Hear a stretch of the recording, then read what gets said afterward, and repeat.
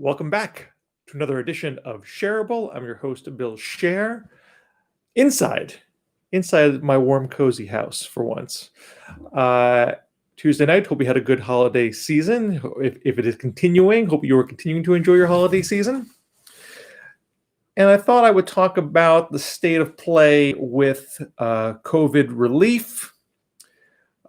Just when we had a success with the passage of the initial COVID relief bill, we are back into another fractious debate over $2,000 relief direct checks.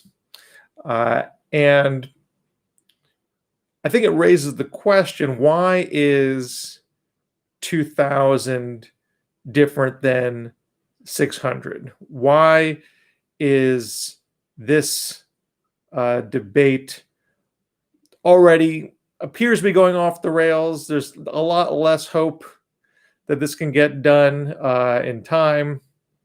Now, granted, there wasn't a whole lot of hope the first time around. I think a lot of people thought that that was going to be a futile exercise. And even when it cleared the Congress with big numbers, Trump had his whole song and dance that put everybody on edge again. But seems to me that there are lessons to learn from the successful passage of the relief bill / omnibus, and why they're having a hard time carrying over to the push for 2000. Something I talked about when the initial Manchin, Romney, Collins, Murkowski, Cassidy deal was struck was that this is how bipartisanship is supposed to work. This is how Washington is supposed to work. There are people on the left and right edges. There are people in the middle. The people in the middle do the lion's share of negotiating. They find the common ground. They come out with their proposal, and that puts pressure on the system, because if they can come together, that makes it hard for those to say that we shouldn't come together. We had the extra push with Pelosi and Schumer agreeing with Manchin, Romney, et cetera, right off the bat. That put extra pressure on McConnell. Now he's the sole holdup. He very quickly shifts into negotiation mode, and they make some modifications to what the bipartisan centrist group came up with, but it still was roughly in that framework. They jettisoned the legal immunity piece, the state local aid piece, and then towards the end, Bernie Sanders and Josh Hawley, people are now on the edges. They come together on direct payments. They push $1,200 checks. McConnell and Schumer work out $600.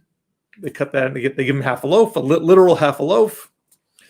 And it also shortens the planned unemployment extension that the Romney-Manchin deal included. So there's still unemployment insurance extension, but it's not as much of one because they wanted to keep it under a certain arbitrary price tag, arbitrary ceiling. So there's things to like and not like in that compromise, as it is with all compromises. But that is how the system, if anything is going to work, that's how things work. That's how people come together to cross the aisle, get majorities, get things to the president's desk.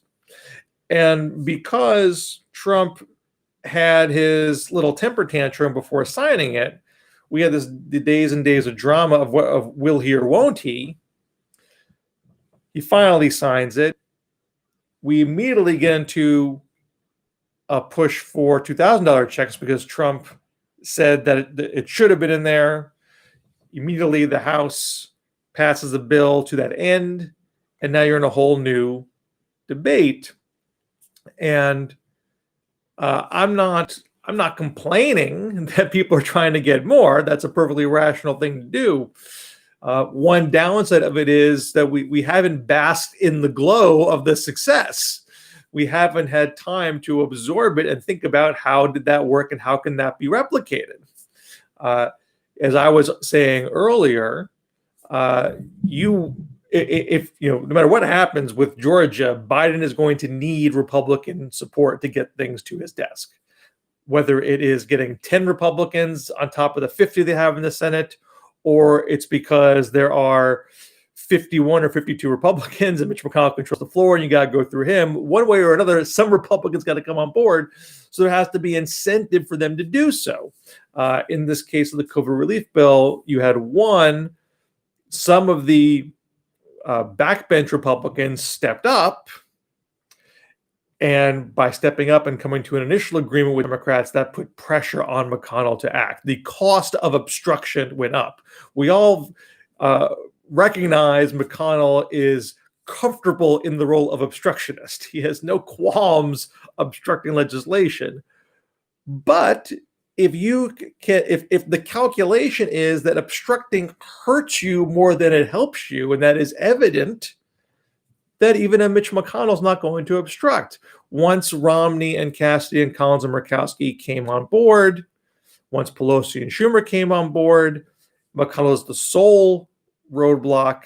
That was too much for him to bear, particularly in a time of national crisis, right before Christmas, right before government shutdown. One thing to say about Mitch McConnell, does not like government shutdowns, but he came in on most of those other measures. And the stars aligned. So the trick is to create circumstances where the cost of obstruction is high. And it is hard, at least harder, to replicate that now. We're past Christmas. We passed the COVID relief bill. So the immediate urgency is dissipated. Now it's a question of, adding on top of what you've just done. And there's clearly a lot of folks trying to give it that sense of urgency. People are still in need. People still have to pay off debts. They still have to make car repairs. They still have to pay utility bills. So going from 600 to 2,000 matters. That's the argument. And I have no doubt that there are certain people who form that extra bit will make a significant difference. The problem is there are a whole lot of people that probably won't make a significant difference. People who are unemployed got unemployment insurance extension, and that is more substantive than a one-time payment. The one-time payment has more of a stimulative element to it. It's spread thinly across the bulk of the country. Maybe you do one extra thing for yourself. Maybe you go out to dinner one more time than you didn't before because you got a little extra lying around. If you are someone who is being crunched by debt, maybe that makes your debt relief a little bit easier. But as a one-time thing, if you're in if you have a deeper economic problem, a one-time payment doesn't solve that problem in almost all cases. So I think communicating that sense of urgency is tougher now. There's no government shutdown element here. There's that extra leverage, that lever is not there. And you don't have the Romney Mansion magic right now. You have some Bernie Hawley magic. It's not devoid of bipartisanship, but it's not as robust as what you had with the initial COVID relief deal. I think there are, both the Romney Mansion et al. Partnership and the Bernie Hawley partnership had its merits, had its impacts. But I don't think you get the initial bill without Romney Mansion. You don't get any direct payments without Bernie Hawley, but that wasn't the linchpin of the deal. That was an extra modification. The crux of the deal was, initially he was trying to do this thing with the liability and the state and local aid, which ended up getting shot. But they came together to say, look, it's not going to be Mitch McConnell's $550 billion. It's not going to be Pelosi's 2 trillion. We're going to meet, a little under 1 trillion and do the unemployment piece. I mean, that ended up being the crux of the deal. And that was a real split the difference thing. You have to get that middle of the Senate to come on board to get to 60 votes. And we don't seem to have that yet on the 2000 check proposal. We have Trump, we have Pelosi Schumer, we have Loeffler Perdue, and I think Rubio Cruz right now. Maybe I think Deb Fischer was sort of leading the way. It's not that it can't get there. I'm not saying it won't get there, but because these other pieces are not there, I think it's easier for Mitch McConnell to be more mischievous, at least as of this this commentary. He seems to be on a path of doing some sort of bill, but attacks on Trump's pet projects, the Section 230 repeal, whatever shenanigans he wants to do with election law, things that would make it completely unpalatable for Democrats. They pass it on a party line vote, perhaps, and then they point fingers and say, Democrats are the ones who are holding it up. And everyone just blames each other. That's not how Washington's supposed to work. That's not how things actually get done. And assuming that's how this story ends, we do run a little bit of a risk of forgetting what did work and what can work in the Biden administration. What you need for this to get replicated, because things, we're not going to get Christmas all the time. We're not going to be, not every day is going to be pandemic-fueled economic calamity. So those other elements of urgency aren't always going to be there. What can be there is a sense amongst the Romney, Collin, Murkowski, Cassidy, and maybe some others, a realization that, hey, I can get things done. I can shape legislation. I have power that I can exert if I step up. And unlike the Trump years, I'm going to have a President Biden who's going to be happy to see it, who's going to be excited that I've done so. Give me some political cover.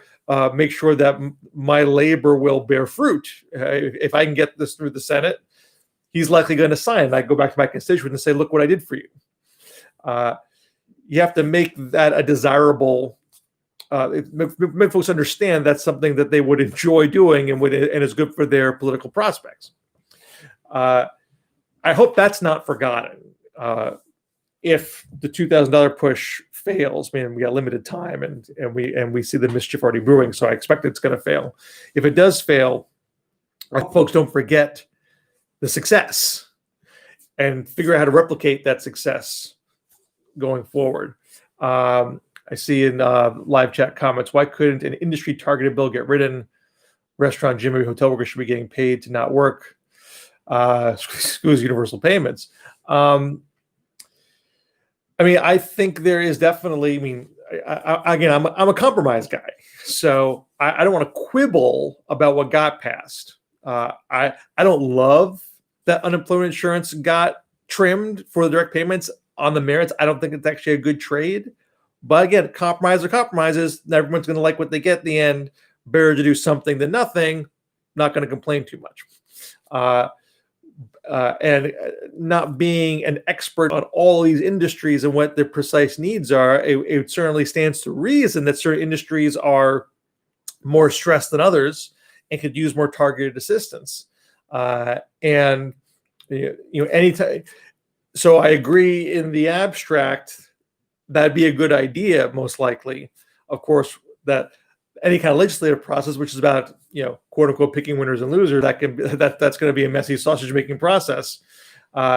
The appeal of these universal proposals and the why it tends to attract folks on the left and the right is there's a simplicity to it.